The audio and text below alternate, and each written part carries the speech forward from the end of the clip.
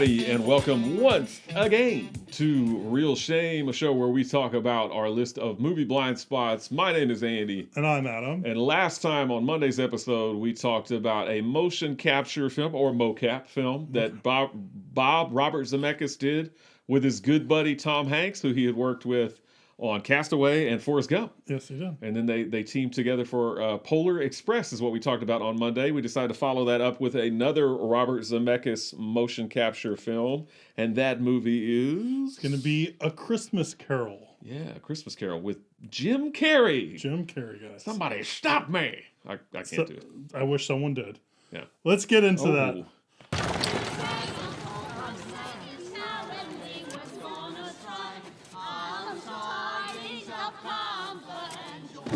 Let's say. Our tidings of comfort and joy. From heaven, Lord, Heavenly Father, a blessed angel. Time.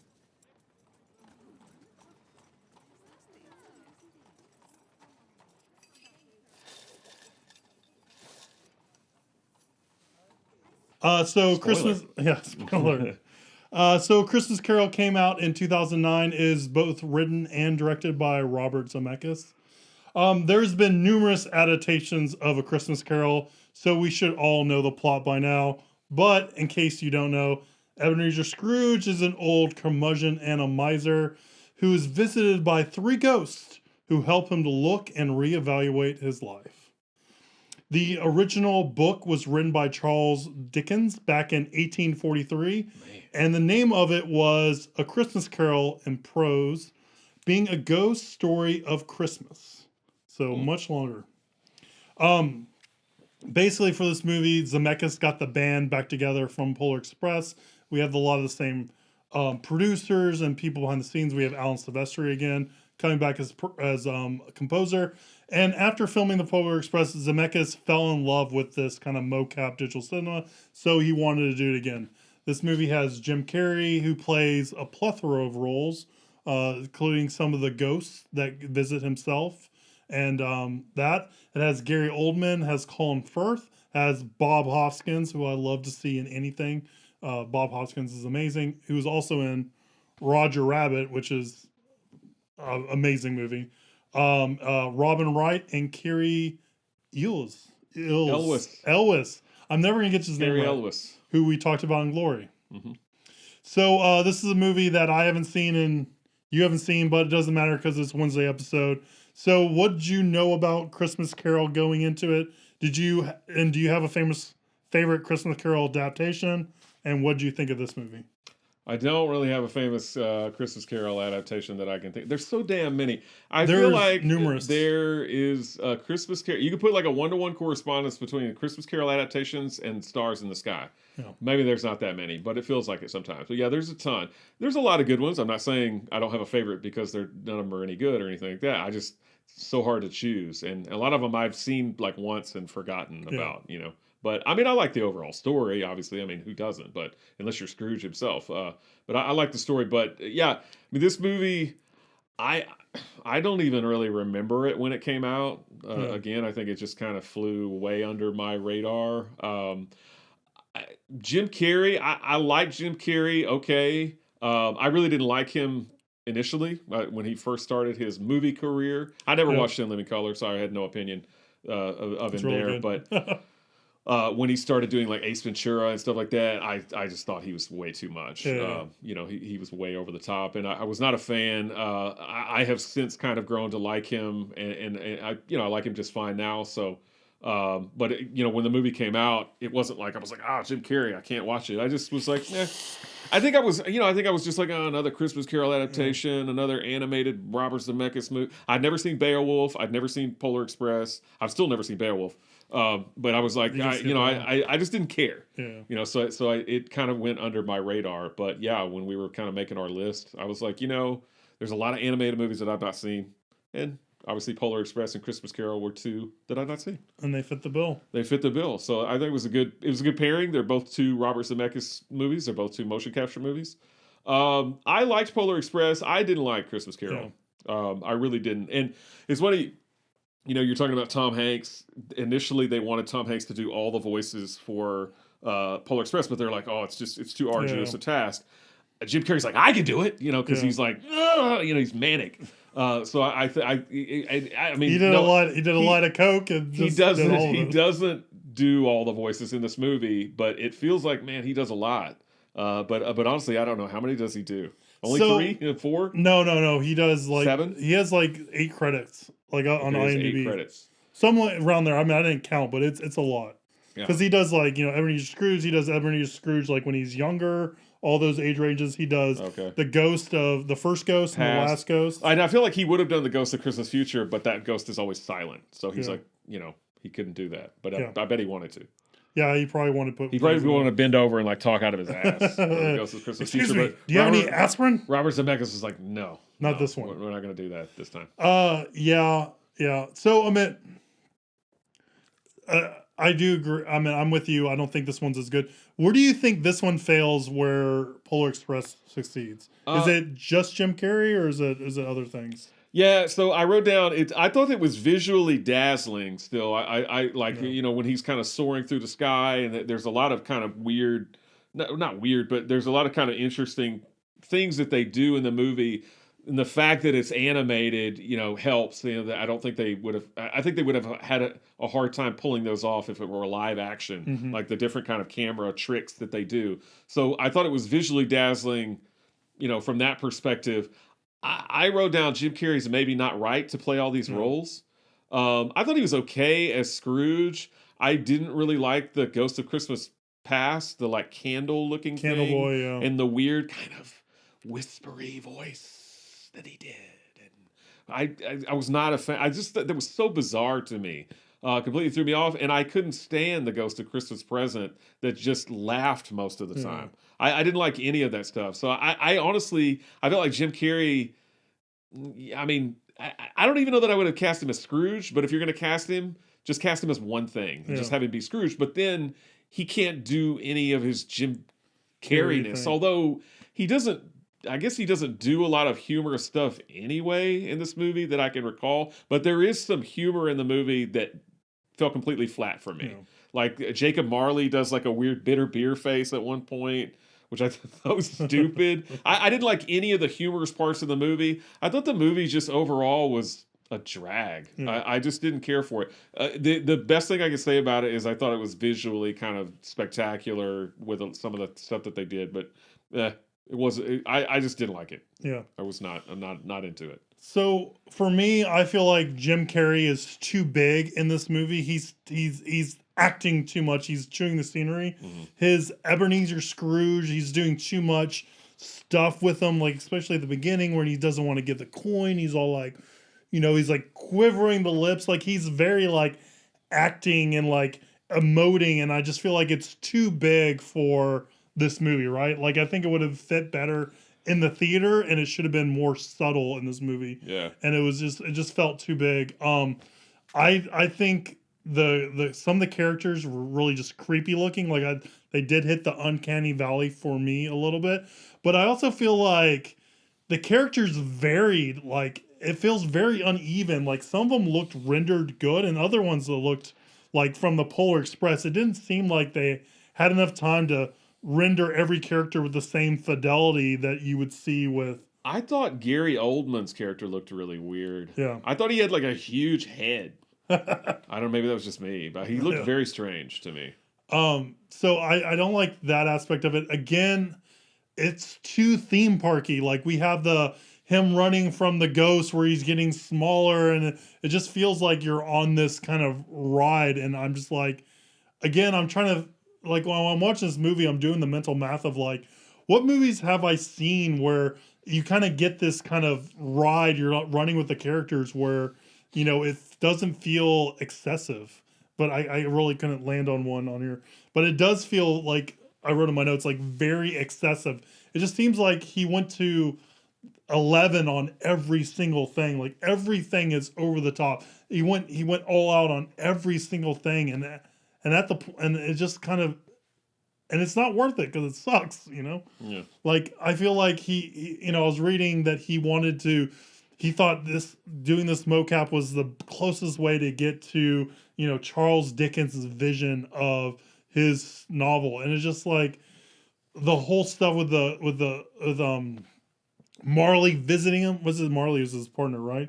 Jacob Marley. Throwing those chains and those stones, and then like that just feels like too over the top, or like looking through the floor through like this kind of portal stuff. Like all that stuff just felt too much. It was too excessive. I wish they kind of reined it in a little bit, you know. And it I just kinda disagree took me with out, that. you know. I like that stuff because, again, yeah, you can't do that stuff as well necessarily with live action, and it does make it feel more dreamlike or whatever. Because I mean, he's going on this like, I don't know, this like vision quest with all these guys. So yeah, that stuff didn't bother me. I actually like that stuff. So that's what kind of dragged me down. And I just don't think this is as interesting of a story. Not as Polar Express. I just don't think it's done as well. Like it just feels, it feels like a sequel in the aspect of this first thing was really good. So we're going to try to get you something that is the exact same thing, you know, like it. And it just feels watered down for some reason. It doesn't feel like it's as good as the original, right? And I kind of get that vibe from it, even though they're two completely different stories between a Polar Express and, you know, Christmas Carol. Yeah. And, you know, there's more actors in this. So, you know, but like you said, Jim Carrey does do a whole lot in this movie. Yeah, I honestly, I think the movie would work better if you don't have Jim Carrey in it. If you have somebody, and I don't think Tom Hanks would have been right as Scrooge either. I think you have somebody, I don't know who, I didn't give it much thought. Somebody else plays Scrooge, Daniel Day-Lewis. And they don't play multiple roles. You know, you've got somebody different playing the Ghost of Christmas Past, somebody different playing the Ghost of Christmas Present, somebody different playing Scrooge. They're all separate. It's not the same actor. It's not Tom Hanks. It's not Jim Carrey doing multiple voices. I feel like it works a lot better because, yeah, the performance from Jim Carrey dragged it down a lot for me. Yeah. Honestly. Yeah, I don't really have whole lot more about it. You know, you know, like I said, I feel like you can watch the trailer and you can kind of know how you're going to feel about this movie. I don't feel like there's a whole lot that you don't get from the trailer, you know? Out of all the adaptations of Christmas Carol, this is, to me, just, you chalk it up to another failed adaptation, I guess. Yeah. You got the good ones, you got the bad ones. I'd put this in the bad pile, honestly. Yeah, it's no Muppets Christmas Carol. It's not a Muppet Christmas Carol. I like that one. It's not a Muppet Christmas Carol. I do remember that one. So, are we alone in our reviews, or does the critics and the audience agree with us? It depends. It's 52% fresh, and I think Polar Express was around the same. I think it was like 50. Yeah, it was in the 50s. It's 58% audience score, so also not fresh according to the audience.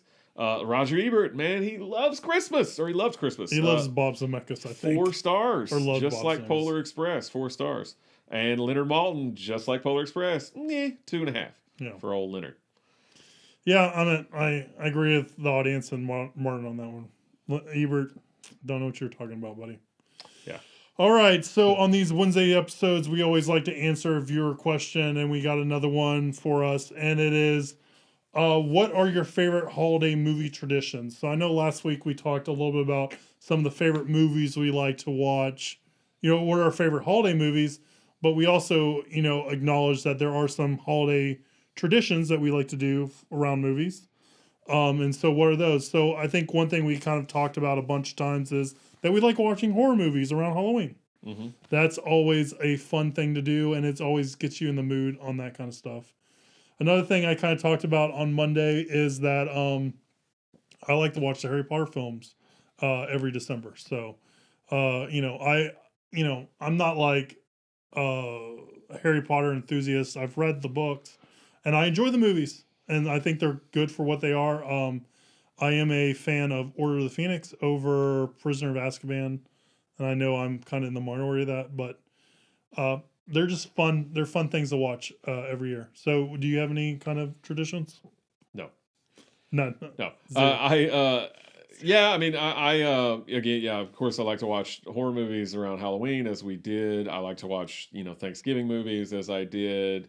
Around Christmas time, I feel like I need to watch more like series film, like Harry Potter, or I know a lot of people watch like Lord of the Rings and the Hobbit movies and stuff like that. I feel like I need to do that, but I most of the time I never do. I do watch, kind of like Home Alone and stuff like I talked about It's a Wonderful Life and, maybe snatches of A Christmas Story when it's on TV and some other holiday movies.